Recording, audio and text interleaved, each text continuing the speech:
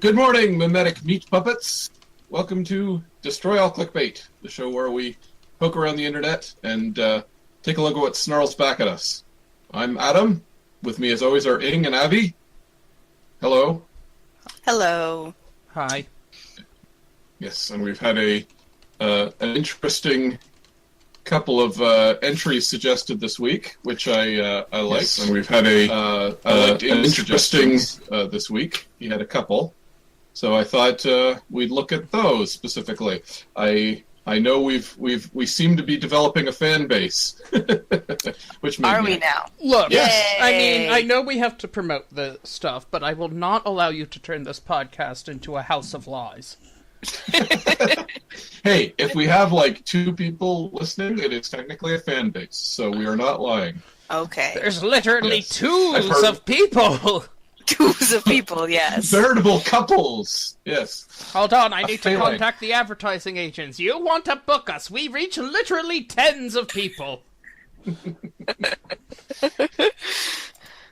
What we need is those sweet, sweet sponsorships now, right? Well, soon we'll get there. We'll have viewership numbers that we can point to. Alrighty, so which one should we start with first?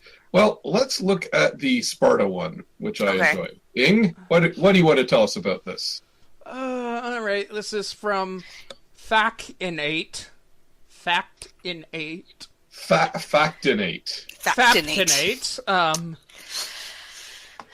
Which is 48 ruthless facts about Spartans.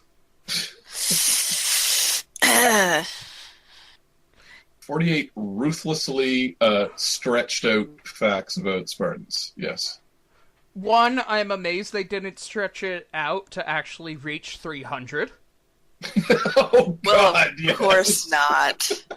Because that would actually be funny. Well, yes, but come on. We all would have given up around 129, I think, in that case. Okay, so here's the thing with background on why this one is taken. I actually kind of... As a historical interest, Sparta is interesting. Mm-hmm. But Sparta was an absolute trash fire of a civilization. Oh, yes. That's what it seems like, and I don't even know that much about Sparta. A cultural... come and learn with us, Abby. A cultural and evolutionary cul-de-sac, if you were, and they were just both pretty, in the long term, of course, not successful and fairly detestable. So I really do have a personal hate for, like, the fanboyism of how much Spartans are associated with the pinnacle of military manliness. Might that be because they made a popular blockbuster movie about the Spartans? I mean... And they're that one that was extremely historically accurate? Yeah. Possibly. That might have something to do with it. And this list also gets on my tits with the very first one that for some reason lists number 48, which is just a factoid about the concept of a phalanx, which they managed to fucking talk about without actually using the term phalanx. So we're off to a fucking good start. Yeah. But they, instead of titling it The Phalanx Formation, it's titled Birth of a Nation. Yeah. Yeah, like, this person very clearly thought they were being clever, and it's like, no, you're not. That's not clever at all. It's actually quite stupid. The next one, it lists the early enrollment about how children were taken from their families to begin training at an early age. It, however, does not give the actual proper analysis that this was one of the reasons why the Spartan society absolutely failed, because it turns out that if you kill about 4 out of every 10 children for imperfections... Oh my God. Your population and the such might have trouble growing or remaining standard. Yeah. Especially when you set up everyone to be soldiers and don't give them a lifespan expectancy to reach past 30. that is the retirement goal, and that they're not even allowed to settle down and reproduce their own new Spartalings until that age? Yes. But it's okay because they forced the women to have children. This was a great success of the Spartan thing. It was an absolutely horrible and needlessly cruel idea. It was a dumpster fire. Yes. Essentially. Next two were just... Yeah. Well, they trick. First of all, this site tricks you into thinking it's actually going to be reasonable by putting 3 facts on the first page. But and then... as you continue... It ends up being a sentence per page as it goes on. But, yeah. Oh, I love it. Anyway. In 44, we have that being a little chubby was not an option in Spartan, and it has some good old fat shaming with a picture of a rotund man attempting to do a sit-up. Yeah. And mind you, they double it again with 43 with more fat shaming. Might I also point out... It's a good thing we're not like that society where... people. So might I let's make also fun of point fat out people. that for the whole thing of that with the physical standards, the Sparta as a civilization was basically given its final death knell by the fucking Romans steamrolling through in their conquest of the Hellenistic territories Everything. and all, upon which they were little more than a fucking footnote, and the Roman centurions and legionnaires were said to carry their rations around their waist. Huh. Yeah, so suck it, fanboys. The empire that lasted a far longer than Sparta and conquered Europe was made up of the chubby Italians. Of course. So you're saying the Roman soldiers were more obese, basically. Yeah. They were more bulked around the waist. Oh, okay. And Well, it says, a Why lot does of it what only people don't necessarily realize that when you look like a Greek statue, that doesn't necessarily mean you're actually more powerful or stronger. It just means that you've sculpted your muscles to look a particular way. Oh, absolutely. I totally get that. I didn't know that about the Romans. no, actually, Think about Italian food. It's mostly carbs. well, that yeah, but they didn't have pasta at that point. I know. but as a point of fact, Uh-huh. gladiatorial Colosseum doctors, and this eventually made its way down into the military idea, the gladiatorial doctors would recommend to their patients to gain a sufficient layer of torso adipose for their job, specifically because such adipose is not heavily vasculated. Which In other means words, that you don't bleed as much, and you've got a layer of fat. When it's cut, which means if you remain physically fit and maintain that build, you can take being cut a lot better, and remember that the gladiatorial was not just winning, but putting on a show. Right. Somebody who could actually take a good, gruesome-looking blow and get back up again and fight again in another month or so would have a good career. Right. Interesting. Huh. Yeah, that is actually quite interesting. Yeah. That having deposits of fat is better than having very low body fat. Well, but the soldiers had armor, right? I'm not imagining that, right? No, Mostly? yeah, they did. Yeah. Right. But it's also, for the Roman thing specifically, legionnaires and legionnaires were in Rome, part of the policy that was before a march and basically being dispatched or mobilized, there would be effectively carb loading. Because... Interesting. Because it's difficult to carry rations with a supply line, so the idea is that you want to basically maintain in the form of blubber, a famine buffer in case it does have to be lean times while fighting up, say, in the Britons or in the German lands. Right. Huh. Okay. Yeah. That all makes sense. Now, the incidents of the Battle of Thermopylae, which 300 is about, annoys me also, because it's like, 300 Spartans stood up against the entire Persian Empire. Yeah, 300 Spartans and a dwarfing that were dwarfed by the contribution of the other Hellenistic states that actually sent their goddamn fucking armies. So no, it's not so much 300 Spartans and some Athenians, it's some Athenian and Thebians and 300 Spartan fucks were there for some reason. The Spartans just happened to show up. No, because Sparta should have been able to mobilize their military, but their entire civilization was so dysfunctional, they couldn't even do the one thing that was their fucking job. Well, wasn't it something to do with, there was some, some treaty or something saying they couldn't, right? Wasn't that the rule? They'd sign something? No, if actually I recall, the part of the treaty was, a defense one of the Hellenistic states, which is why you had, the Athenians and other states coming down. By the treaty, I believe the Spartans should have sent it, but I think there was some sort of feast/religious thing. Oh, right. That's what it was. Yes. That kept them from making their Senate vote on it, I want to say. Right. Or something like. But effectively, the fact that for their society being scheduled all around the military, they could not, when it was absolutely necessary, do the simple fucking thing of mobilize their army. Right, because, It should be the one thing they're good at. Yeah. Right. It really should be. And it was, you've got to assume the Persians knew that was the time when they could go in because they had a festival and the Spartans were they were strict about their religious observances, I believe. Honestly, so I would suspect that the Persians just didn't give a shit because they were a much huger empire. Right. Well, that's the thing about the Persians.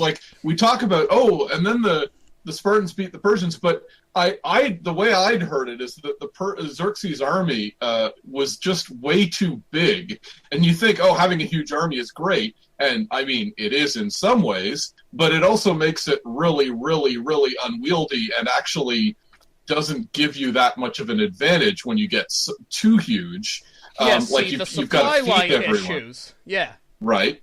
You got to feed everyone. You've got to lead them around winding mountain passes without losing all your men, which was where they were fighting the Battle of Thermopylae because it was a narrow mountain pass, so it didn't matter how many people he had. It was just this choke point that they could fight them on.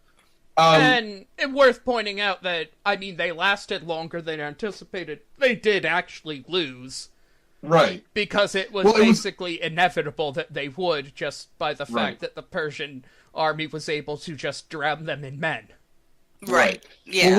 Well, from what I understand, it was they held the Spartans and everyone else. It wasn't just the Spartans. Yeah. Held them off for quite a while, and it was fairly impressive. But it was a team effort at that point. Right. Then the Persians found a way to outflank them through a mountain pass. And everyone else went home, but the Spartans stayed and got wiped out.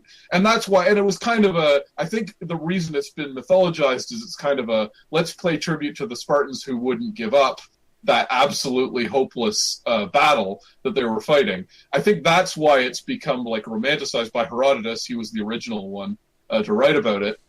So that's why it's the Spartans, even though there were all the other Greeks were there too. The Spartans were just the ones who didn't give up and go home when it was clearly not that particular strategic point was not going to win. That's my understanding. But here's the thing about actual strategy in warfare is that while that sounds good and heroic, as was actually pointed out by Athenian and Thebians at the time, a soldier dying for a battle that's already lost is a soldier you don't have for the next battle.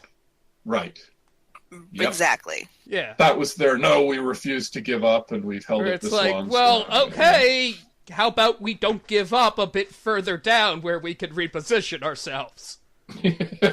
Yeah. Yep. Well, and then they did end up fighting them again. I don't remember, was it Marathon? It was another point a bit later. But again, it wasn't just the Spartans, it was a whole ton of Greeks that all came through. And my understanding is that the Persian War there, it was the thing that really won the war was the Athenian navy more than anything else, right? Am I right about that, or I wouldn't be surprised. I unfortunately did not learn a whole lot about this particular time in history. Given the Athenian navy was very good. Right. Like the way I had heard it, I've read it one or two places, is that like that, because that was a prelude. The Battle of Thermopylae was kind of just, let's see if we can hold them off. And I mean, again, if we're giving Spartans the credit, the benefit of the doubt, it was like they held them off long enough for everyone else to rally really well against the Persians. But it wasn't really the ground army; it was the naval. Like the way I'd heard it is that the Athenian navy, which was very good and strong, sort of backed them into an inlet essentially, and they didn't know and got them sort of trapped in an inlet, and they were able to make mincemeat of the. Let's make a few corrections, since I decided to actually bring up the history before we talked about it. Okay. The Battle of Marathon was the first Persian invasion, where the Athenians ended the invasion by their victory at Marathon. Right. The Battle of Thermopylae was the response or retaliation for that loss. Right. Yeah, the Greek force was of 7,000 men, 300 of which were Sparta. Right. Yes. The Persians had between 100,000 and 1,500. And 100,000 and 150,000. Yeah. The Persians definitely had a very big army. That was their whole deal at that point. They were very badly outnumbered in general. But because, and again, it was, and you're saying the Battle of Marathon, if I'm not mistaken, is this correcting? It wasn't even Xerxes at that point, right? It was, no, sorry, it was Xerxes. It was Xerxes' dad who got kind of embarrassed by the Athenians at one point. Well, and that was why. Here's also the thing: the second invasion was also ended by the Athenian navy at, what was it, the Battle of Salamis, when basically the Salamis, yes. Yeah, where the Greek fleet basically, I believe, cut off the Persian army, and thus Xerxes ordered a withdrawal due to the subsequent loss from starvation and disease. That'll do it. The following year there was a final decisive battle at Plataea, which ended the Persian invasion. I was just wanted to look up, why didn't the Spartans actually send a sufficient force? Yeah, but well, anyway, the point of it is that despite the romanticization of it, it was the Athenians that won and deflected the Persian invasion. Right. Yeah. As we were saying, it was the idea to use the choke point was, I believe, Athenian strategy. Mm-hmm. As was the fact to withdraw to another point once it became clear they were outflanked and thus the position couldn't be held. Mm-hmm. And two, it was the Athenian navy which really did the bulk work of repelling the Persian invasion. Right. Yeah, the whole thing with the Persian army was the phalanx formation, which was very successful at its time until fucking time and progress moved on and people adapted to it, such as with the adaptation of flanking. Right. Yeah. And truth be told, if you look through this, they mentioned the phalanx like 3 times. Yeah. That's the only contribution Sparta really made to military anything. Well, and they didn't invent the phalanx either. It wasn't like they were the only ones who used that. Oh yeah, definitely not. Well, they had developed it, but again, Yeah. It was the one thing, and then they were like, "That's it. That's all we need to do." Right. And yes. Let's shame everyone who's fat and make women have babies all the time. I think it's a little worse than shaming. I think it's. Oh yeah. Throw you on the rocks if you're not ready to go. Basically. And I mean, the funny thing reading about the Spartans here in this is one of the things that apparently they did was they had to keep a everyone had to, as Ing mentioned earlier, you had to stay in a communal barracks starting from, I think, 7 years old. You were basically raised in a frat home. You were raised in a barracks. Yeah. And you lived completely for the state. You didn't really get to see your family. Mm-hmm. It's funny because the kind of people who worship the Spartans, they probably hate communism, right? They're probably like, communist. But this is kind of almost exactly how you would describe, the nightmare version of communism that they would describe. I don't know if they shared everything in common the way communism is supposed to work, but they literally, it was like, yeah, you're all going to work for the state and you're all going to be living in a bunker all the time and watching propaganda all the time about how great the state is, and you know what I mean? It's that, absolutely. Yeah, like the state is providing everything for you, so you need to be grateful and work for the state, which is essentially communism. Yeah. So, nobody said communism is supposed to work that way. It's just they say, "Oh, that's what happens under communism." Yeah. Well, here's one on the list where it says that the Spartans were expected to kill themselves rather than to surrender or face disgrace or lose or anything. Humiliation. Yeah. And again, as the Athenians pointed out there, it's like, yeah, that's a great way to really burn through your army very quickly. Yeah, just a bit. We actually have war poetry done in response to the few poems that Spartan produced, which of course was about the glory of war, which is basically mocking them, talking about basically the effectively far smarter glory of running away from a losing battle, so you don't throw away your life pointlessly and can do something with it. Yeah, or, I don't know, retreating and regrouping isn't a bad strategy. No. Our list actually does a funny point where they talk about the whole you've got to kill yourself rather than surrender, but then they say in the next a whole army of Spartans that were taken prisoner, and they weren't, and it literally says mass suicide wasn't an option, apparently. Yeah. Number 29. Yeah, so apparently the Spartans weren't even consistent about things. Yeah, I don't know. It doesn't even say why they chose to live in that particular instance, except I guess they had an attack of common sense. I don't know. Who knows? Because I think that one even said that the Athenians they were fighting at the time were surprised that they were able to take them prisoner. Right. That wasn't supposed to be the case. Exactly. Yeah, that's what it says. And then the list gets into their slaves. Yeah. Which is this list is fairly decent about pointing out some of the bad stuff going on. It's not talking about how great the Spartans are. Well, not all the time. One of them was literally called "Preparation is Key."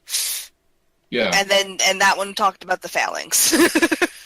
I mean, it's not a well-written list. It is a very poorly written list, in my humble opinion. But at least it's not, here's how great Sparta was. They're mostly awful. I don't know. Sounds like Ing disagrees, but I don't know. I mean, the first one is called Birth of a Nation. It's hard to... Yeah. There's some loaded terminology there. I almost wonder if they're trying to sucker in people who go, yeah, Spartans, Moron, Labe, or whatever they say. Truth be told, I think so. To be fair, the number because 23... like you said, the machismo that's sort of associated with Sparta. But to be fair, when it's getting into 23 and talking about the Helots, or the slave class there was talking that basically the Helots were not allowed to go out at night, were virtually executed for such crimes as not working hard enough, not being able to work, or being too physically fit, and thus possibly a threat to Spartans. Yeah, I kind of like that. It's like, if they're too fit, they get executed. But if they're not fit enough, they get executed. And that the Spartans would actually hunt helots as part of their training. You, in fact, had to assassinate a helot in order to graduate academy, which, at probably, which has that the list basically breaks down. How can there have been a time in society where this was deemed okay? And yeah, that's kind of the point. Yep. Also, let's just talk about how smart the Spartans won. That, okay, the slave class to which, since all of you only dedicate your energies to being an army, you are completely reliant on the slave class for everything else. So yeah, go around and kill the people who are physically capable. Yeah. That is, as you say, part of the reason their society didn't actually function very well. In the chat, Spear Havoc says the movie also drops the phalanx pretty quickly because it wasn't cinematic or something. Yeah, I noticed that about the movie when I was watching it. They didn't seem very organized. They were just kind of spazzing all over the place. Yeah, it makes such a 300 makes such a big deal over the phalanx, and then they immediately abandoned it because because the idea of just form a wall of dudes. Yeah. Form a wall of dudes and have them move slowly forward, if that. While poking everyone in front of it with the pointy sticks. Right. Is it cinematic enough? Yeah, as compared to, hey, here's a bunch of dudes running and killing each other. Well, you know, mentioning 300, the movie, Zack Snyder, of course, they just announced he was going to be adapting Ayn Rand's The Fountainhead, apparently. Which, and in general, as most people are aware, she was pretty reactionary, pretty much what we would consider. I mean, her whole thing was capitalism, but in general, she's a pretty good match with the sort of right-wing reactionary mindset. So she's it's the kind of philosophical founder of it. Right. She's the rationalization for why capitalism is great and good and it's the only way to live your life. But it's interesting that, so then you say Zack Snyder's adapting it. When Zack Snyder adapted 300, he made a big thing about, this is tongue-in-cheek. I don't take it that seriously. I remember that very specifically. He pretended there were quote marks around everything. And it was like when he portrayed the Persians, it was like, well, this is kind of how the primitive Spartans would have seen the Persian army advancing on them. As black people? Well, as various, as like inhuman monsters with all kinds of crazy, and then the whole, and the guy had blades for arms and shit, and, God. like, all that kind of stuff. Like, well, I mean, I can kind of see where the argument is there that it was like this, because, it's this very provincial, small group of meatheads, facing, what was the most cosmopolitan army in the world from like a huge, much more technologically advanced empire at that time. So you can sort of see the rationale of that. And Snyder made a big thing about, this is my, I'm not, I think he talked about Xerxes as kind of gay-coded because that would terrify the, meat-headed 13-year-olds, ignoring the actual homosexuality of the Spartans. No. It's like, fuck you. No, that's to terrify the American 13-year-olds. Exactly. Yeah. That's why Xerxes is like the living embodiment of the big, scary, black cock. Right, exactly. So, okay, sorry, my wife is telling me not to scream that. But no, with the correction, it's like, I'm sorry, it's so over the top. It's like, why is Xerxes a giant gay man? Yeah, I mean, is really. I think at this point, it's just because Zack Snyder. Yeah. Like, well, no, it's because of Frank Miller. And that's true. He is 100% responsible for that stuff, and when Snyder made it, he kind of at least hinted that, I get that this is stupid reactionary stuff, but let's just play it straight and make it like, haha. But then, everything he's done since kind of suggests that, no, he was actually serious about it, and he's not, and he's not that tongue-in-cheek when it comes to how he presents things. I mean, even Frank Miller has occasionally been defended as, like Sin City. It's satirical. It's not meant to be that hardcore, and then he turned out to be pretty much exactly the kind of right reactionary guy that he was accused of being. So Yeah, exactly. Like, I've read some of the Sin City books, and it's just kind of like, no, that's not how satire works. yeah, it's not. I mean, unless you just the mere fact of how over the top it is meant to be satirical, but that's not how satire works. Like, right. being over the top isn't being satirical, necessarily. Like, not that satire can't be over the top, it's just that the act of being over the top isn't satirical. Otherwise, drag queens should be considered satire. And then I don't think drag queens should be considered satire. So Interesting line. Okay, I had not. well, think about it. that. Drag queens are satire of women in that case, and that doesn't really make any sense. Like, no. No. Fair enough. But I mean, it's sort of an odd defense with saying, look, he's not being serious or trying to do like an actual Norse story. He's just trying to be Axe Cop before there was Axe Cop. Yeah. Well, Axe Cop is genius, so. Yeah. Well, yeah, it is very. I remember Scott McCloud specifically. He did a bit where, and I mean, he's met and spoken with Frank Miller, so it's not like he's coming out of the blue on this. But you know, he at the time, I remember it, like he said he went on a radio show in one of his books. He talks about going on a radio show, and he felt he was sabotaged by they showed Sin City and said, "Why is this a serious art?" or whatever.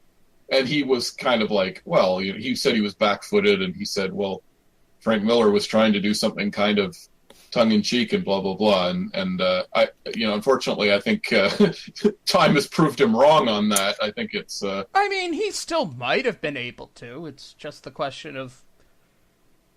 I mean, both could be true.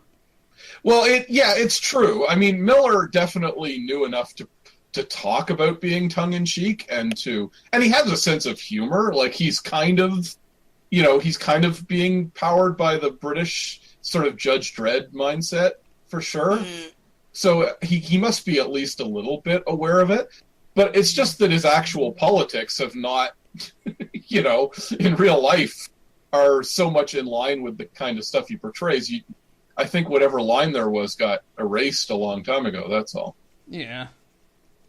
Probably. I mean, supposedly his politics really changed, too, for the right word.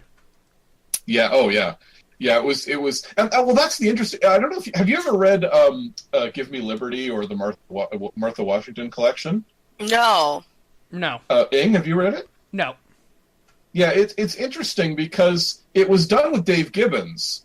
The politics, this was 1990, I think it came out, and the politics are way more interesting. They're not a straightforward, what we would think of as Frank Miller at all.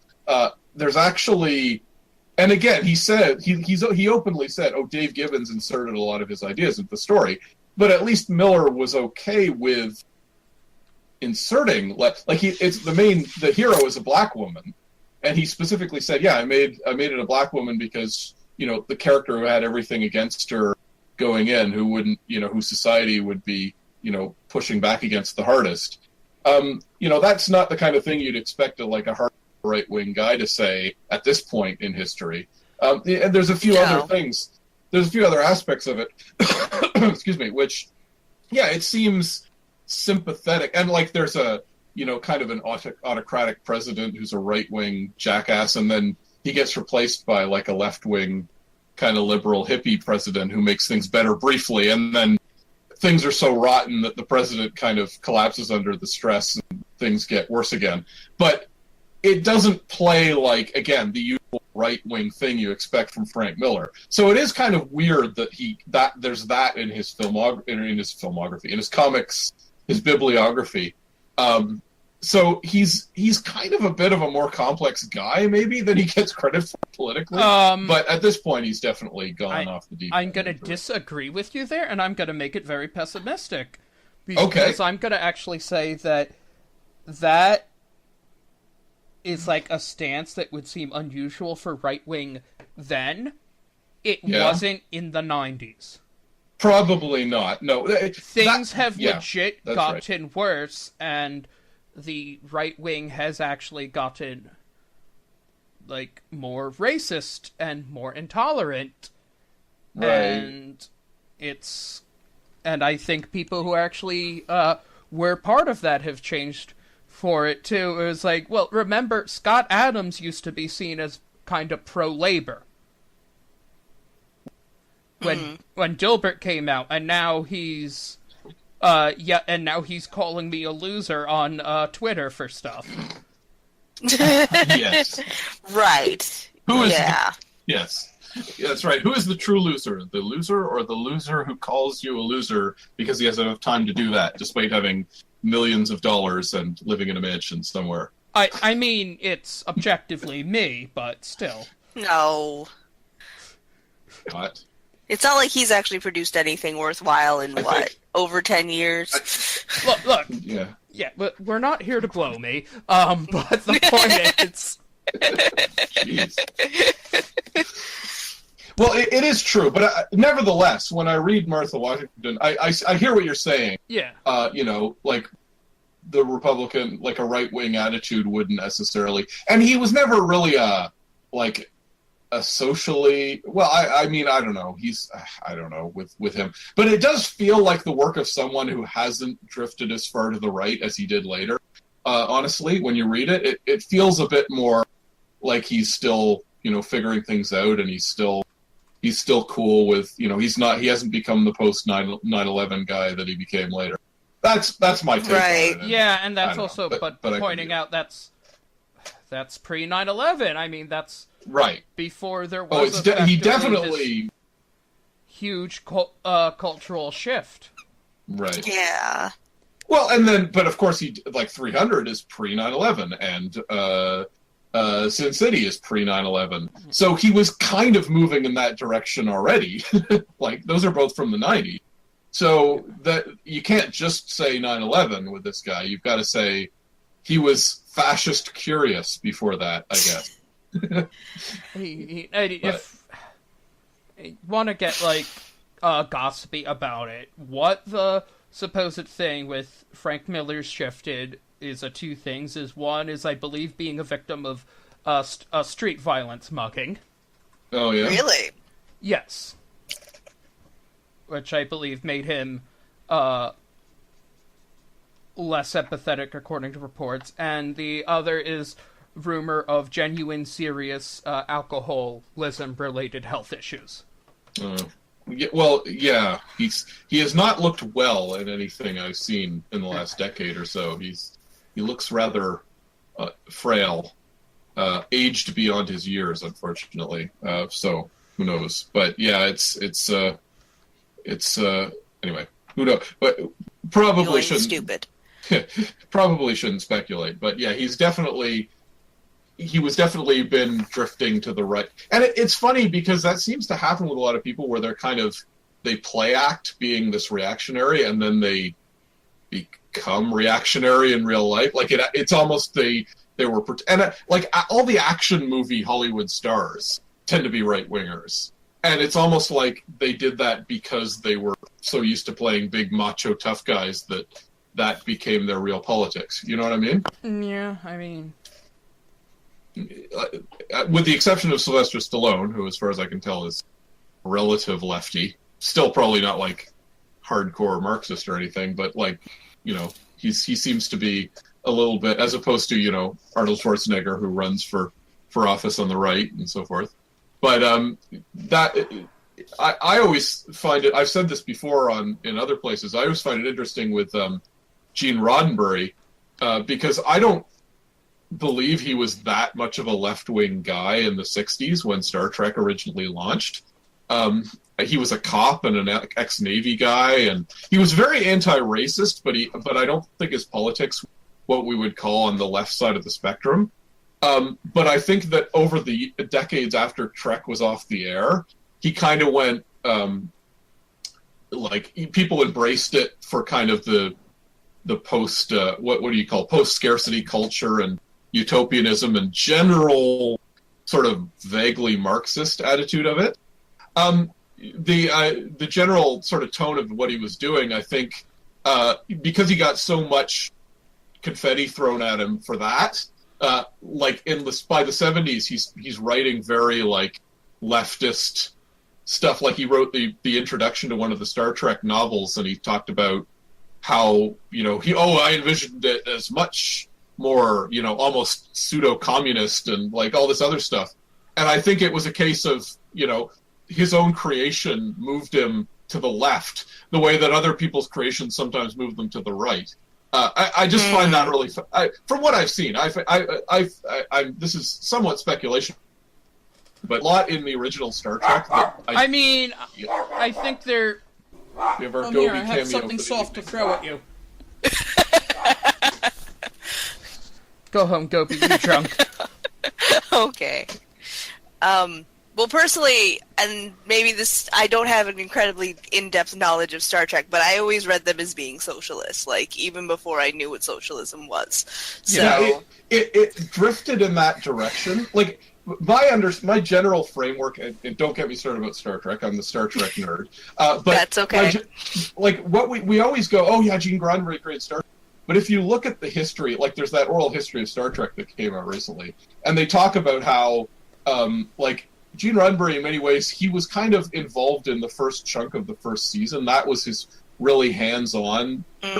And then people, especially Dorothy Fontana and Gene L. Kuhn, came in, and they were really the people who were the standard bearers for Trek through till late in the second season from that point on. So they actually had as much to do with shaping Trek as Gene Roddenberry did. And Roddenberry's idea, like the very early Star Trek, does not have nearly as much of what you would call the socialist stuff in there. It's sure they all have, they're in the military, so they have like free food all the time and stuff like that. But they talk about having a currency, and they talk about, a lot of, and just the general idea that they're space cops or space Navy people. It's not what I would call leftist by 60s standards or by modern standards. I think that kind of Star Trek is a whole horde of different people with different ideologies kind of all talking at each other at once. The original show, especially. That's my take on it. Yeah, that really seems to be the case with the original show. And you're right. He probably didn't mean for it to become what it was, but then it did. And better or worse. By the 80s, there was a Star Trek philosophy that everyone would kind of bought into, but it's slightly retroactive and not completely in keeping with what the actual show was. If you watch, which is always kind of interesting to me. But retroactively, we all go, oh yeah, Trek, it's the leftist, progressive, utopian, vaguely socialist future. Well, it definitely got that by TNG. Yeah, by TNG. Oh yeah, no, TNG was all about that. Although TNG was all about that. Even TNG actually had a bit of an interesting thing in the early years where, like the early year, the first half of the first season, again, there was some stuff, like there was one episode that was really super racist. Code of Honor, it's called. And it was like people were actually fired over that episode from what I understand. And people most of the cast, and I think Gene Roddenberry himself, although he was a bit out of it at that point, but several people kind of went, "What the hell is this episode? What are you doing? We gotta." And there was a big shakeup of the writers at that point and the directors. So it almost could have been hijacked by more Reagan era stuff if they hadn't been careful, I think. So here's an interesting thing about that. That was supposed to be the intention was supposed to be, how do you deal with something with basically not wanting to bully a more primitive people when they pull shit on you. Right. And that's what the script was written about. The script, if I remember the rumors and everything correct, did not actually specify that everybody on this culture was black. Right. Or that their culture was based around African. That was seemingly the decision of the director that also, let's say, some cast members had difficulties with. And that there's a reason why Michael Dorn is not present in that episode. Right. Oh my god.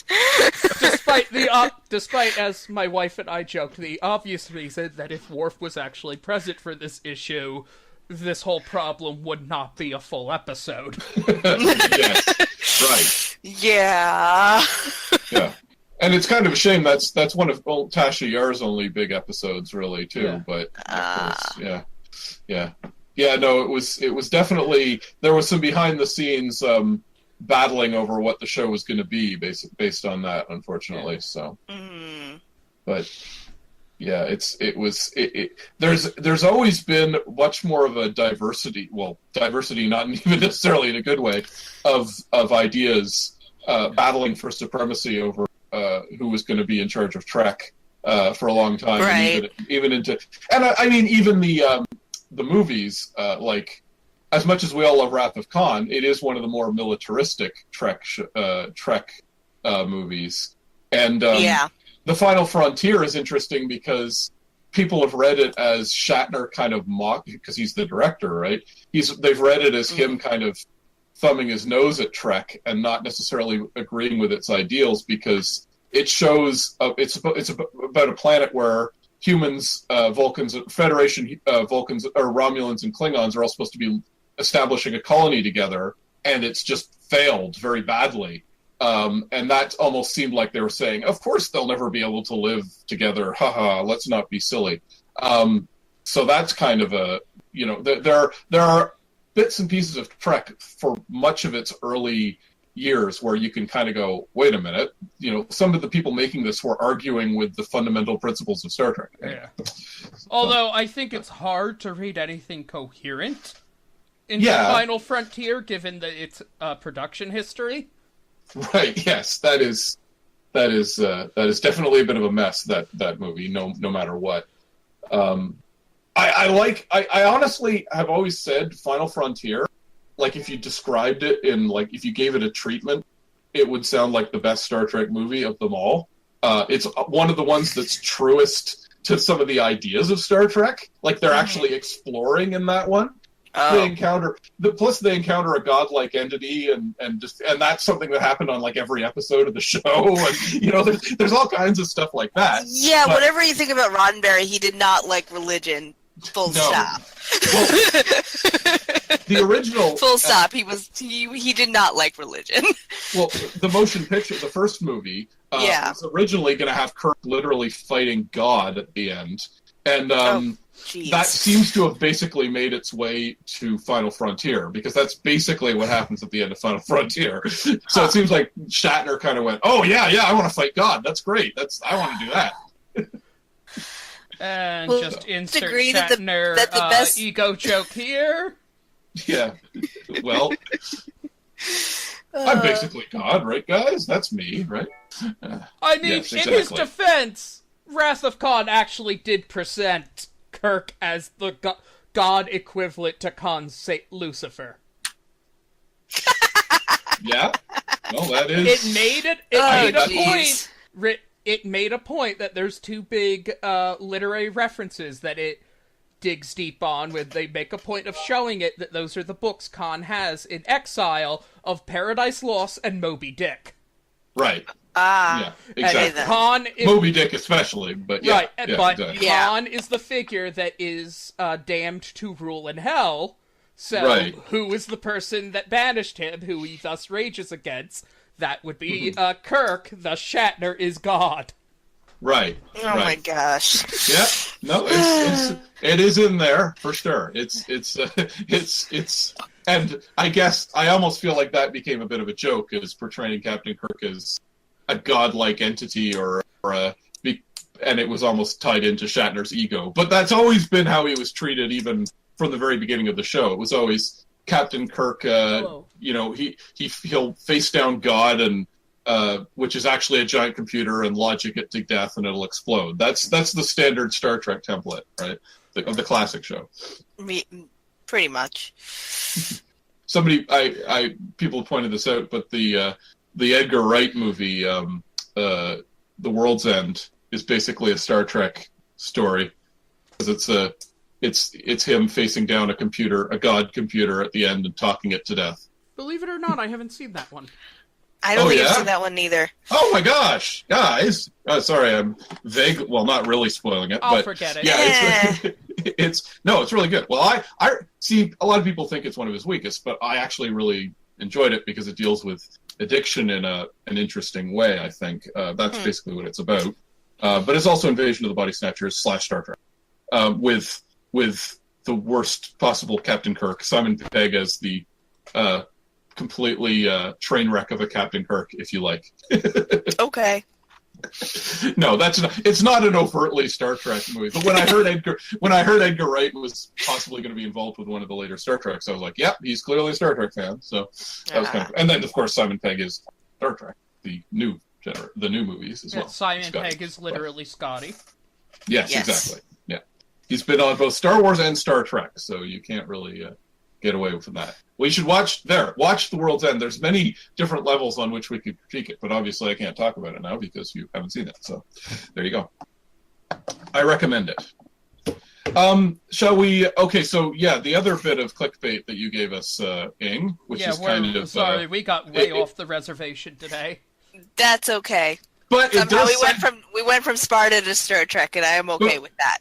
But we did segue into Star Wars, which is a nice segue into our next clickbait here.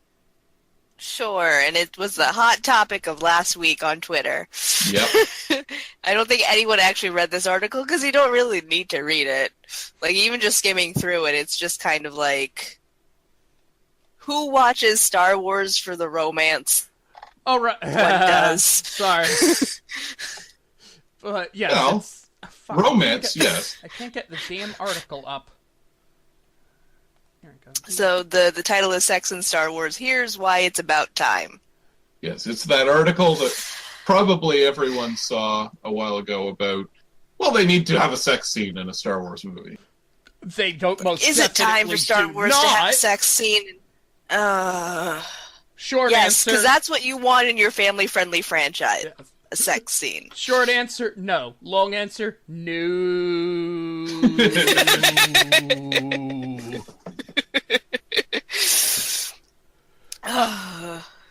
There's many points to be made. My favorite one is that straight people are literally basically want to put actually full-on fucking into the children / all ages franchise before they acknowledge gay people.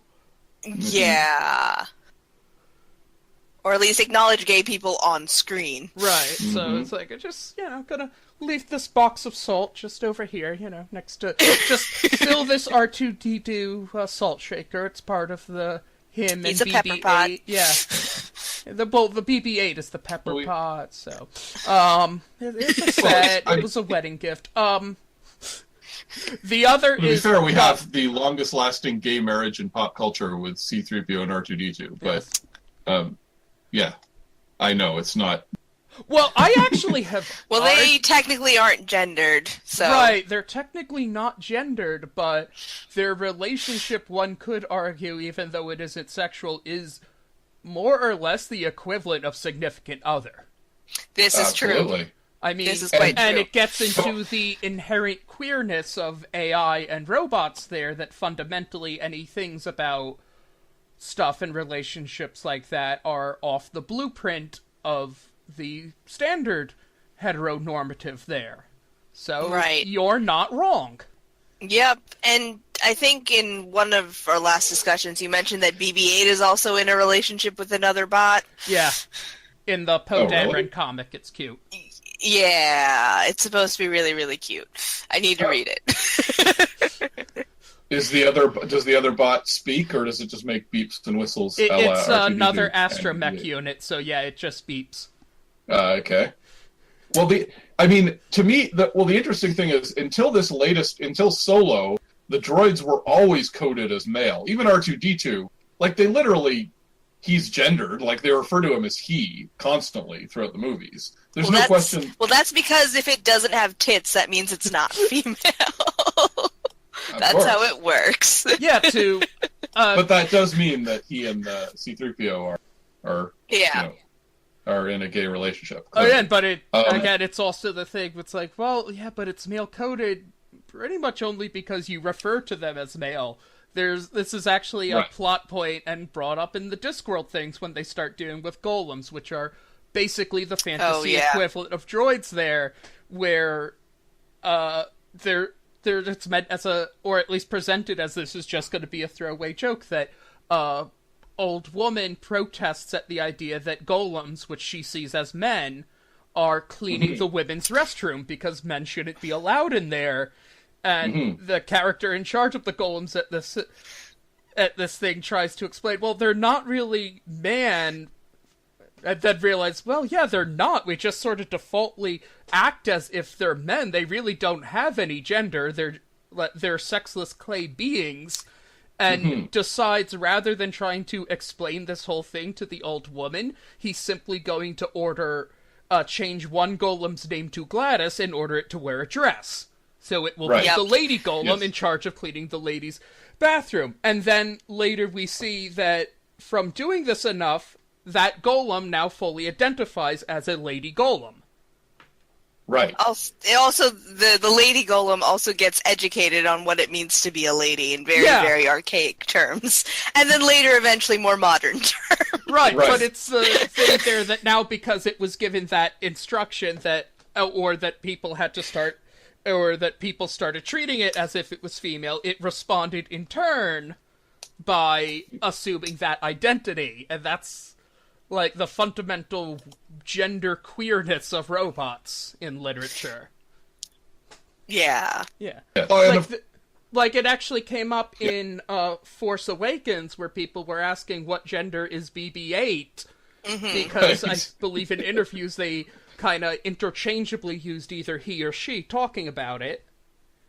And that was kind of pointed out, where it's like, well, it's a robot, it really doesn't have one. Right. Yep. But even BB-8 is still tends to have he pronouns instead of she pronouns, or even they. Well, I didn't know they'd referred to BB-8 as a woman, as a she, in our interviews. That's interesting. If they did that deliberately, that's actually kind of cool. Like, that they went, yeah, sure, we may as well call it. I don't think it was whatever. intentional. I think it simply was that certain actors actually, for some reason, pegged the character as more female and referred to it as her. Right. Then that's exactly it. Fans had actually done as well, hence why it was brought up as a question. Right. Right. Huh.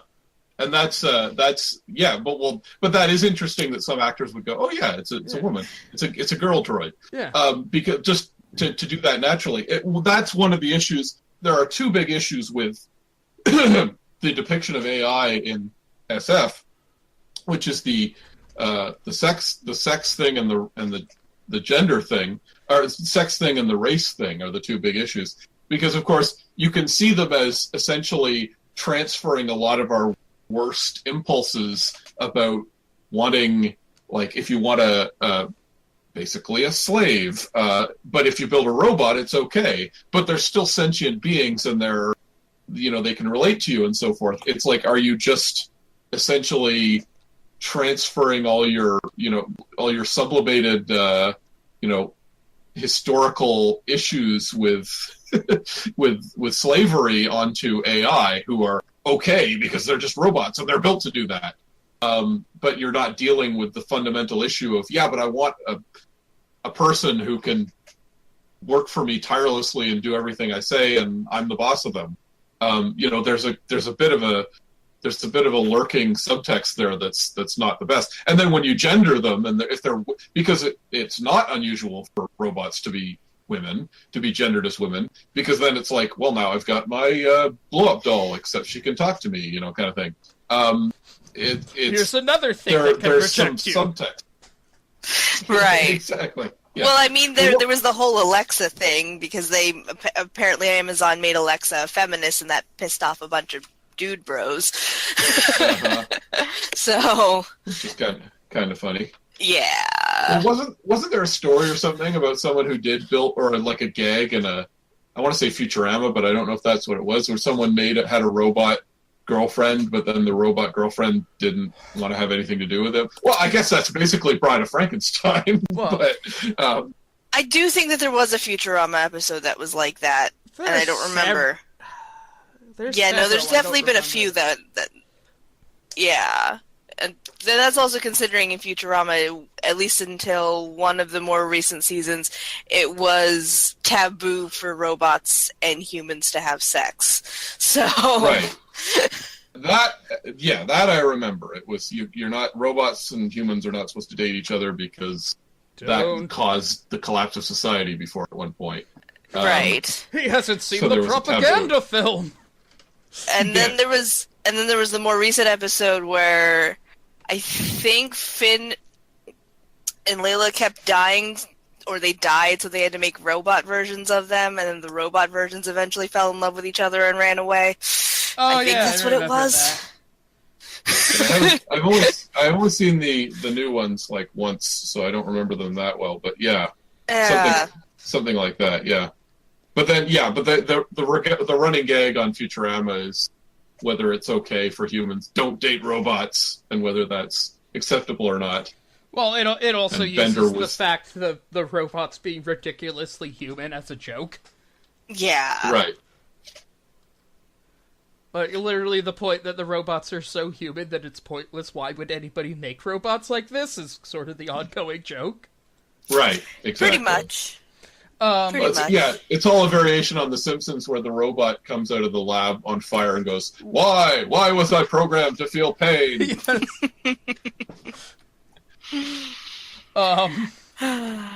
But yeah, for the issues, at least on like the idea of the artificial beings as slave one, again, Discworld does actually some good stuff with that. With the golems and how they basically work to buy themselves out of servitude.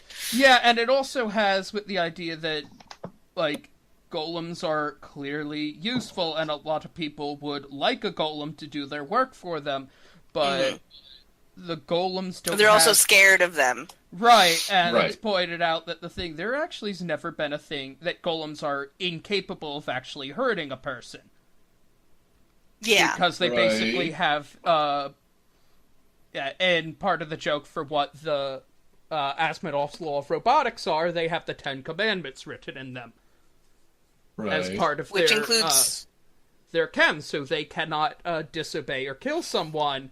And it gets the thing that, like, maybe people are so... And it has one character basically speculate that people are so afraid or so sure that a golem is going to hurt them because maybe we at some level feel we deserve it because of how we treat them.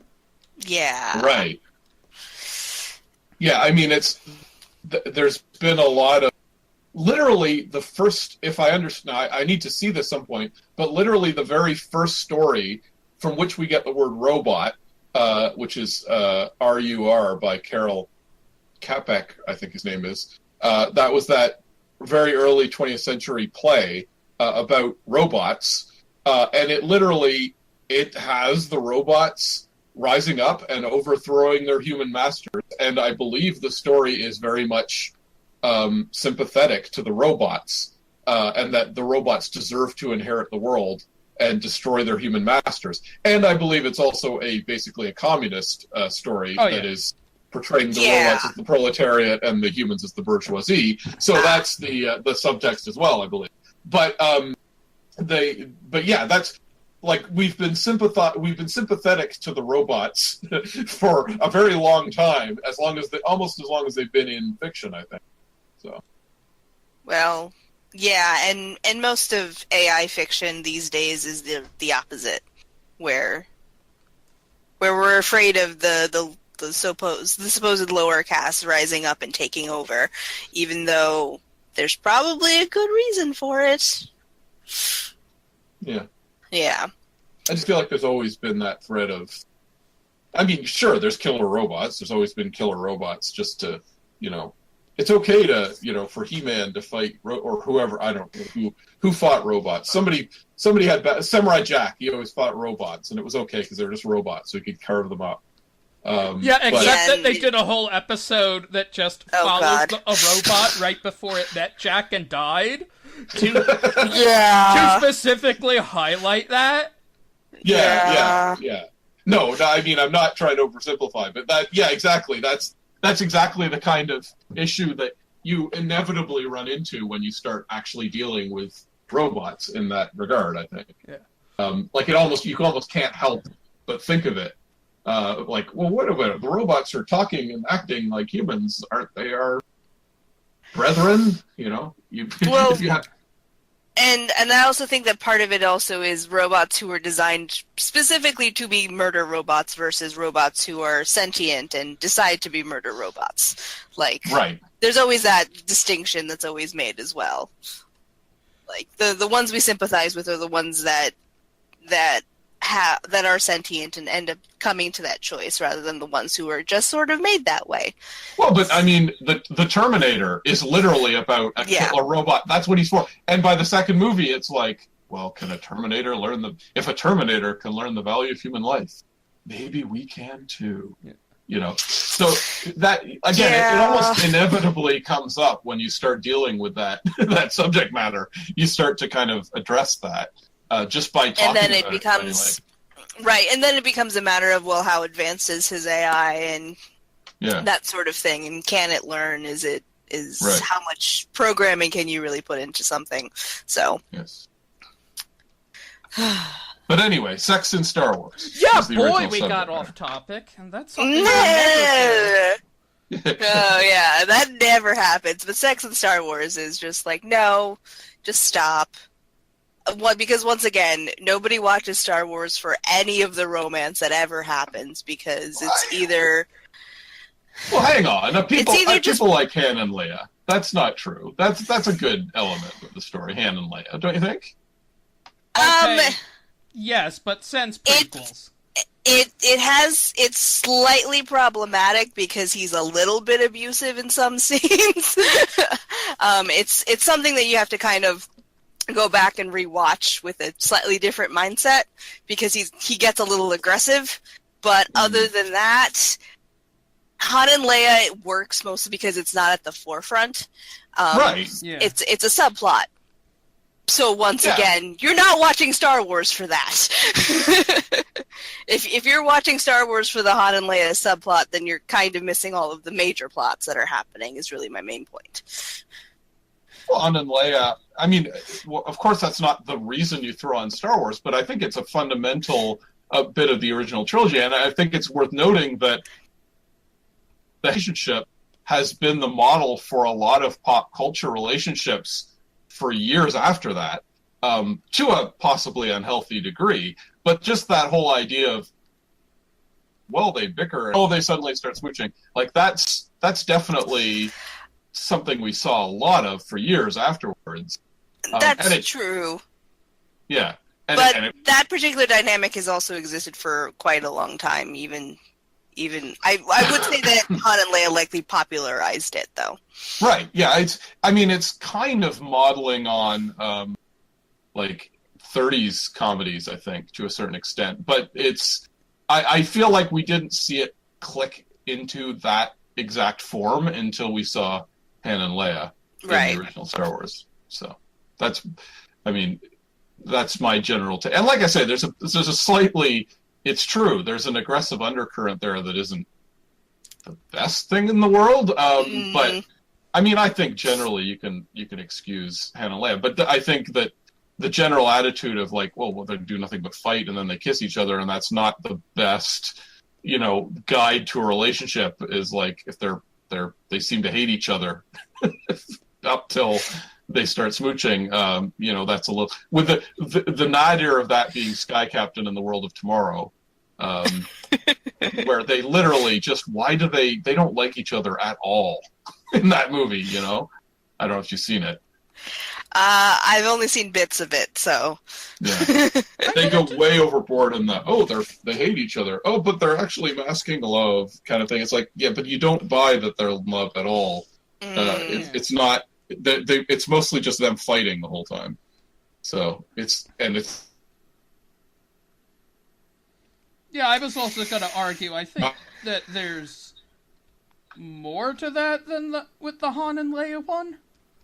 That it's not just they hate each other. I mean, like, coming from Empire at least, it is presented like they have gotten along and are close and are now having a fight. Right. Well, yeah.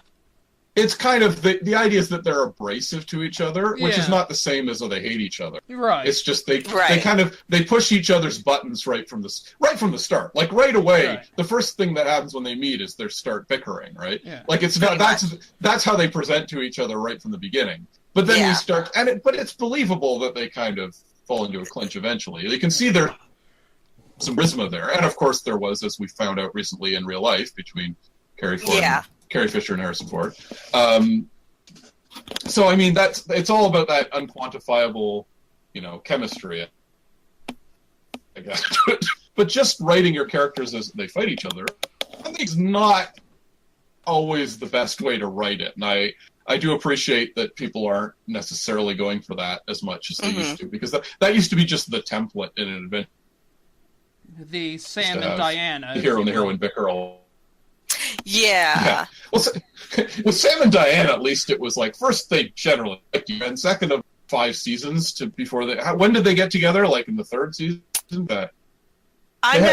I don't remember specifically when they got together. No, and we could not get down another Frasier extended universe hole. But yeah, it was. But they had a long time to sort of flesh out and develop their relationship. And again, it was the sort of, nobody can get under their skin unless you really care about them. That's kind of the fundamental idea of all this. So it's. I mean, there's a certain truth to that, I guess, but it's just it became very cliched and very half-assed way of doing the romantic plot. Well, it's the thing that when used too much, the trope becomes a cliche. Right, exactly. Yeah. Essentially. And I mean, the 30s. I'd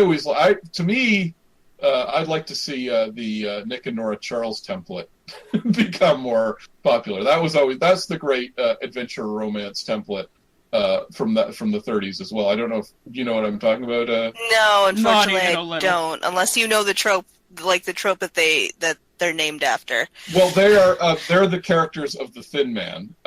They're from the 1930s, and they're a married couple. Actually, it starts with their married. I think for our generation, the way to describe it would be Gomez and Morticia Adams. Okay. I would like to see that come back. Yeah. And they more relationships should be like Gomez and Morticia. Exactly. And and the thing is, so they're quipping to each other all the time, but it's because they're sort of Great Gatsby era type wits, and they're coming up with wisecracks at each other while they solve crimes together, which is the Thin Man movies. They're very entertaining. Okay. They're a lot of fun this week. And I'll have to see if I have seen them. I have seen people attempt to replicate. Like I say, I think Gomez and Morticia are kind of, in some ways, a nod to that. Okay. But that's when you see sort of that, it's almost over the top how much they like each other kind of attitude. That's what I'm thinking of. Oh, okay, gotcha. Well, once again, I do think that more relationships should be shown that way. I mean, granted, Gomez and Morticia are a very specific case, mostly because they're very clearly in love, but it's slightly macabre. I'm not even sure if I'm saying that right. Macabre. They've both murdered people.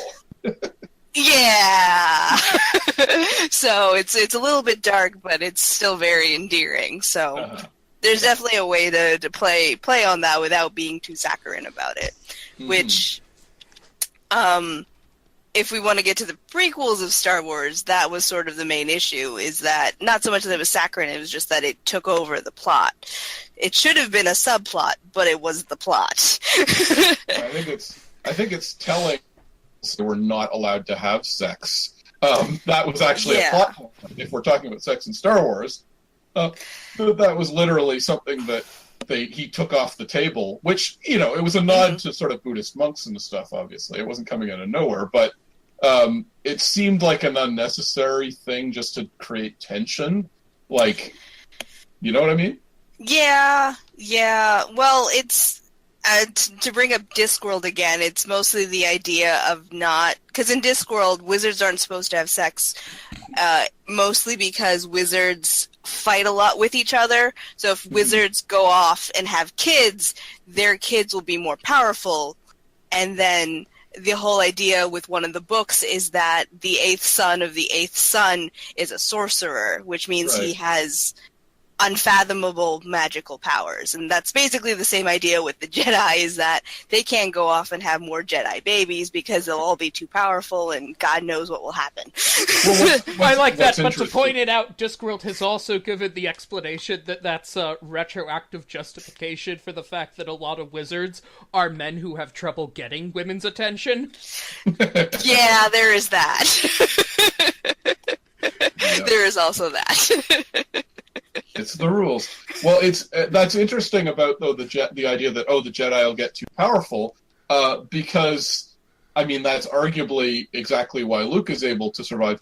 But that's almost what they're saying with The Last Jedi, and to me, one of the most interesting things with The Last Jedi is that they're sort of saying, well, it's not about having nice genetic bloodlines and everything. It's there's Force users out there, and there's people who should be Jedi. Or there's at least people. The Force should belong to everyone, essentially. Yeah. It's not about the Jedi being able to be the gatekeepers of it, which is, I think, the main. Even though Luke didn't articulate it in that way, I think that's basically what he was saying in The Last Jedi. And so that the whole we don't want the Jedi forming relationships. That's almost going against what we're now seeing in The Last Jedi, where it's like, it's. Everyone can be a Force user, and I think that's actually going to be crucial in Star Wars going forward. Just the idea that it's not about this special order of snooty Jedi; it's about giving the Force to everyone, basically. So that's an interesting thing. That everyone is theoretically capable of using the Force. It's Well, they've been implying that it is an inherited trait, i.e., the Force is strong in my family, right?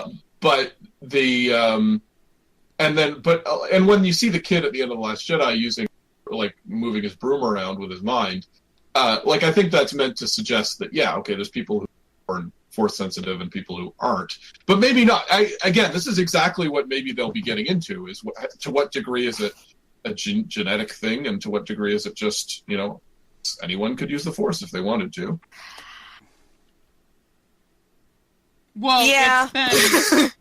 Well, in the philosophy idea there, it's that, in a sense, every living thing does use the Force, or is influenced, or can influence it, hence,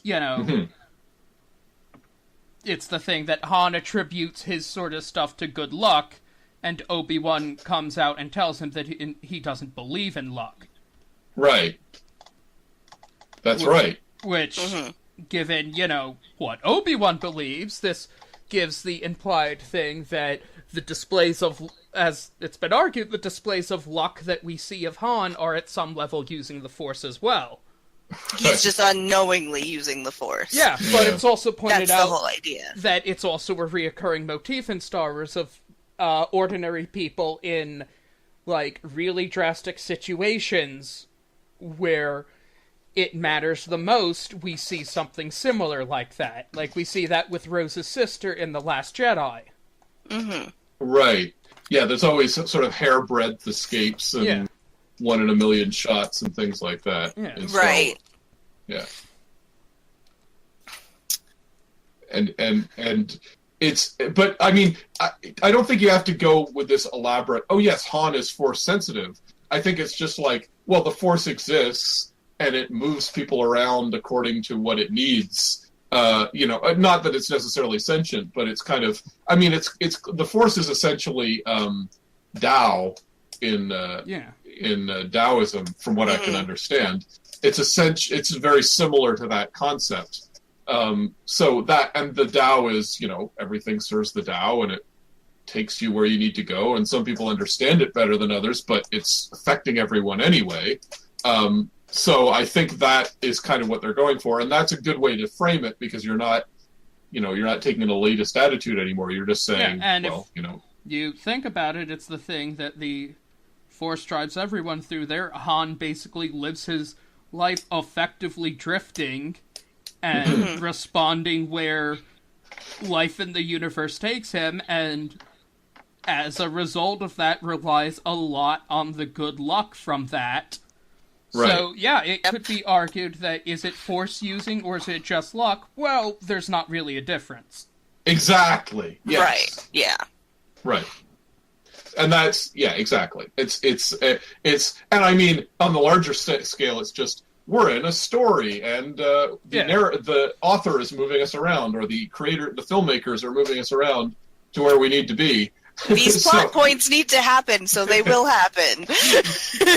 So that's the real Force right there. It's again, as this is going to come up a lot in Discworld, has that where it's explicitly written into the universe, so you get such great things as people have acknowledged that it is a scientific observable fact of statistics that stuff that should be a 1 in a million shot happens actually 1 in 10 times. Yeah.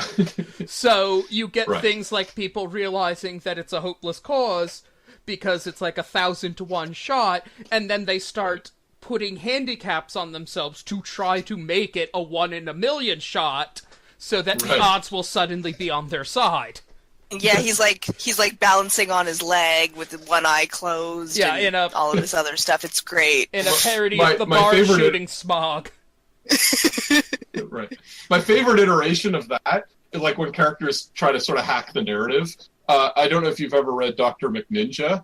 No, but I'm aware of it. He basically observes that ninjas, a lone ninja, essentially is the hero, although he doesn't say that, is an unstoppable force of badass, weaponry. But if you have an army of ninjas, they go down very easily.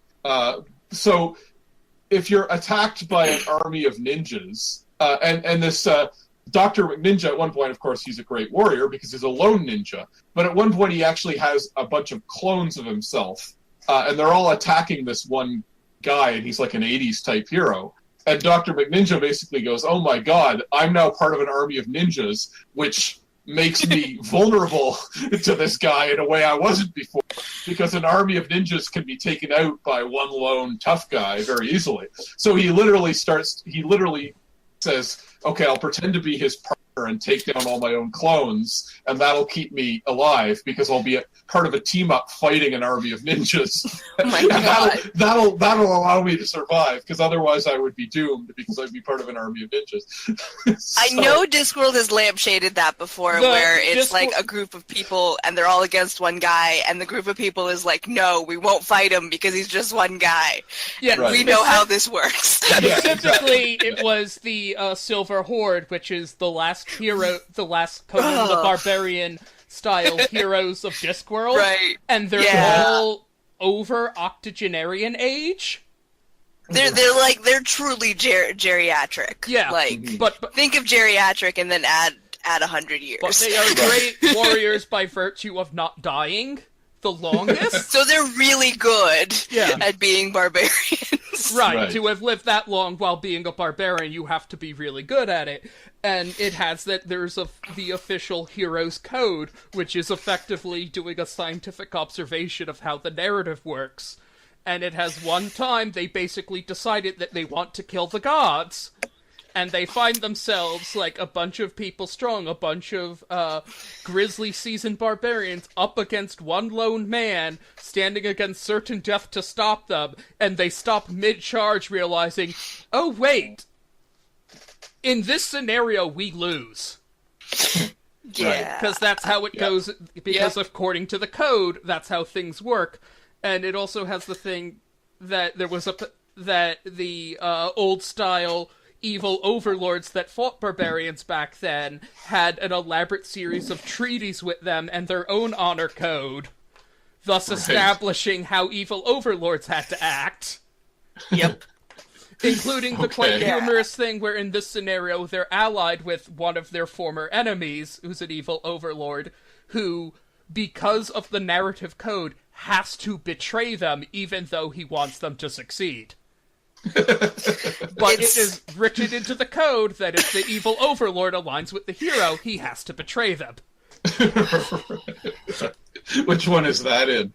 The Last Hero. Okay. Yeah. I haven't read that one. Yeah, that's good. There's still some Discworld books I haven't read, so there you go. There's a lot of Discworld books, so that's I understandable. There's like 60 fucking books. Yeah. I still haven't finished Raising Steam for some strange reason. I just can't seem to finish that book, and I'm not even sure where it is now. But that's the only one I haven't read, besides a lot of the short stories. Yeah. So, Yes, I know we're all Discworld fans here. Yeah. yes. Anyway, Also- well, I think we've... Sorry, go on. Pointing out that we should be glad Star Wars doesn't have sex because it's the only thing that gives plausible deniability that Luke and Leia didn't sleep together. Well, I don't... People... I think I saw you see that on Twitter. I don't know mean, if that's a agree, joke. because I think It's we a can always joke. agree it was Han and... I sorry? know, I know, but I mean, I was making a joke, but...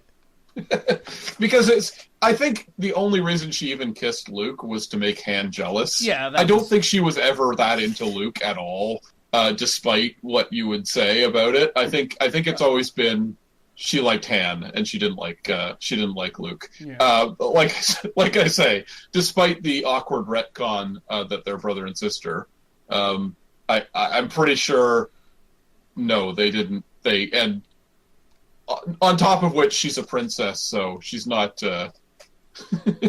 she's not DTF most of the time anyway. So, oops. I mean, that's an awkward way to Awkward. end it. Is Leia DTF? No, I don't think so. Alex, what are uncomfortable questions overheard in Jabba's palace for 500? Oh, jeez. Yeah, well, I think that experience would have soured her on it as well. But yeah. But it's definitely like that is something about Star Wars. It's got a slightly paternal, not paternalistic, slightly old-fashioned view of everything, and it's kind of I've always considered like excuse me, in the 70s. You know, pop culture was arguably more sexual in general. And Star Wars came along, and it was notably very antiseptic and unsexualized for its time, especially. And you know, it's there like any sex is subtextual. It's not really. You know, Han's the only character who kind of feels even vaguely sexual of that group. The rest feel like, you know, 9-year-olds who happen to be in adult bodies, kind of.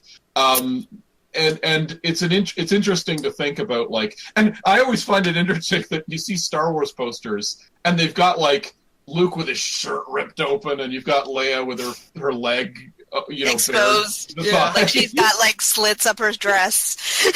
like desperately trying to sexualize something that wasn't that sexy, basically. Yeah. I mean, you can argue for whatever, you know, turns you on, but it's not. It's a very desexualized sort of context, and that always continued with, I think, especially with the prequels. There's always a sense of Lucas kind of being, you know, kind of a conservative attitude. I think that wasn't always my favorite thing in Star Wars. So, but you know, it is obviously meant for kids, and I understand not wanting, you know, like.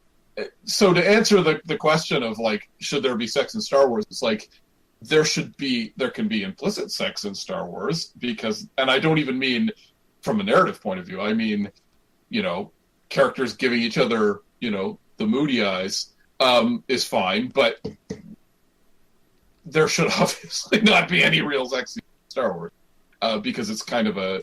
Well, yeah, if you can't have characters give people the moody eyes, you'd have to write out Lando from every scene he's in. Pretty much. Yeah. I like that when they announced Lando as pansexual. It's like, even that's the kind of bullshit move they always do, where it's like, oh yeah, there's a gay character in the background of that one scene. You didn't see him. He just left. But when they announced Lando's pansexual, everyone's just like, yeah, whatever. No shit. Nobody doubted. Well, yeah, but then people were like, unless we see it on screen, it don't mean a thing. I mean, I totally get that. That's a valid thing, but it's also Lando, and I remember Empire. Yeah, no, like it's widely accepted that he is, and I totally get that. But it's also just kind of like, that's not real representation in a way that feels real for people nowadays. Yeah, for sure, and I get that. But I think just talking about the whole idea of like implicit sex, I think that is a thing where I think it's valid to say. A lot of people have pointed out that on film, a sex scene isn't necessarily the sexiest thing you can see on screen. I think it was Roger Ebert who said, if you watch a sex scene for a minute, you want to have sex immediately. If you watch a sex scene for 5 minutes, you never want to have sex again. Yeah. Oh my God. Which may be an exaggeration, but it's true. It's like in the olden days, you literally couldn't show sex scenes, so they'd have like a musical number, like a big dance number. And that was there are dance numbers that are sexier than any actual sex scene you would ever see on film. There's something to be said for the idea of, no, you don't show everything. You just metaphorically portray a sex scene. The less is more, if you will. Yeah, exactly. Yeah. And it kind of, so in that very real sense, but I mean, Star Wars has kind of always been lacking even that. And I think that, I think it's fair to respect that aspect of it. I think there's lots of other things with a little more spice to it that, if you're looking for that. I mean, the core of it is that Star Wars has always been acknowledged, whether you want to call it a kids series or an all-ages series, children are a large part of the intended audience. Mm-hmm. For sure. Right. Definitely. So you can't explicitly just jettison that. No, exactly. No. And it's one of those, it's like how comic books, superhero comics have kind of ruined themselves by, they're for adults now. You don't have to be embarrassed to read superhero comics. It's like, no, maybe you should just grow up and read something that aren't superhero comics if that's what you really want. You know what I mean? Or why are you embarrassed that you're still reading superhero comics if you enjoy them? You should just enjoy the things you enjoy. Which is why it's a little upsetting that DC now has to make a kid-friendly version of all of their characters now. Yeah. Because kids can't read the actual comics. Yeah. So I think superhero comics have started to improve the last few years about being more kid-friendly. I think we're finally getting away from it has to be edgy and grimdark. At least Marvel's gotten a little better for that. I think Marvel's realized that people are more enjoying the kind of lighthearted flair that a lot of their more popular titles have right now, and that might be why. I hope they realize that after the kind of flop of their last attempt for the serious story with Secret Empire. Right. Apparently, they have learned to just ignore that Secret Empire happened. So, even though for the first month after Secret Empire ended, they were like, "No, this is a thing. We're gonna keep doing the thing," and people were like, "No, don't do the thing." And then they decided, "Okay, fine, we won't do the thing." Here's an idea: we don't do the thing. Let us never speak of Secret Empire again. Yeah. Well, that's actually a whole other thing. And I don't think there's anything wrong with doing kind of a politically charged story in the context of superheroes. Right. Because you can do that and still do something that is for all ages. So Secret Empire had a whole other set of problems that we that we don't want to get into. I mean, I was at Barnes and Noble the other day with a friend, and it was on the shelves, and I was just like, why? Yeah. Why? You shouldn't have even released it into trade back. Nobody should read it. And the people who do want to read it just because they want to see what the heck it was about should just buy it online. Spend the however much it is, $5.99 for it, and it'll be significantly cheaper, and then you could always delete it later. Right. Well, I literally have not read a Marvel comic in a couple of years, so generally my general impression is that the main books are still maybe having some issues like that, but there's lots of the smaller books that seem to be maybe a little better for being all ages, maybe. And DC has Superhero Girls line and some other lines that they've been working on. They just announced a new one that's of the Trinity.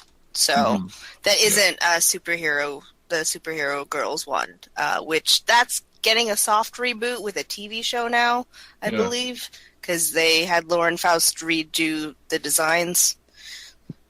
Yeah. But in any case, it seems like comics has realized, okay, we need to keep the all ages thing, just because if you're able to do good all ages things, it actually means you have a wider audience and therefore a better chance to make money than just doing all grimdark all the time, because then you're limiting your scope too much. Sure. Well, I think also to come back to Discworld, it is a thing there that if you can write the story to be all ages, it's inherently good, and then you can, and it would be good as a non-all ages thing. If you can't, it won't be. Right. Terry Pratchett in an interview said that, they asked how he changed his writing style for writing the children's Discworld novels, and he said pretty much that he didn't really. He just, kept in mind what the audience was for the sake of the jokes. And other than that, it was pretty much he acted like he was writing for the same audience. Right. Well, I'm trying to remember who said it was. He said who said they someone who wrote, I can't remember who it was. They wrote for both kids and adults, and they said, well, sometimes your books get too sophisticated for adults, so you have to dumb it down for them. Yeah. But, sounds about right. Yeah. Or was it Don Bluth who said that it should be complicated enough to keep children interested and simple enough so that adults don't get confused? That's what I'm thinking of. Yeah, was it Don Bluth? I thought it was someone else. But anyway, I might be remembering it wrong, but that's basically our motto for this show. Yeah, sounds about right. On that note, I think it's we've been going for a while, so let's put a pin in it. As always, get rid of the salute to all the clickbait. Any final thoughts, anyone? Well, we didn't get to talk about the Flintstones, but that's okay. I think that'll wait till next. We talked. Next week. Yeah, we talked about the vital topics of the recent weeks, so I think that's and plus, of course, lots of Star Trek and Star Wars and Discworld discussion, as there always is on this podcast. And so probably always will be. So if that's what you like, folks, stay tuned for another 2 weeks from now.